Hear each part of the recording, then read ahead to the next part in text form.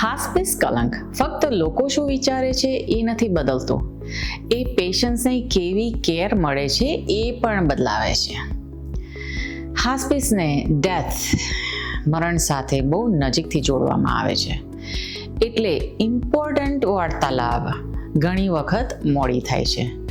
Families આ વાત સાંભળવા તૈયાર નથી હોતી અને ક્લિનિશિયન્સ પણ વહેલી વાત કરતા હચકાય છે. તો શાંત આયોજનની જગ્યાએ નિર્ણય કટોકટીના સમય લેવામાં આવે છે. ઘણી વખત હોસ્પિટલમાં ભારમાં જ્યારે ફેમિલીઝ પહેલેથી જ ભાવાત્મક રીતે થાકેલા હોય છે અને એ લક્ષણો સારવારના નિર્ણયો અને જીવનની ગુણવત્તા બધાને અસર કરે છે. અને એટલે આ વાર્તાલાપ ફેમિલીઝ વિચારે છે એના કરતાં વહેલી જરૂરી છે. હોસ્પિસ અને સિરિયસ ઇલનેસીસ વિશે સ્પષ્ટ માર્ગદર્શન માટે ફોલો કરો.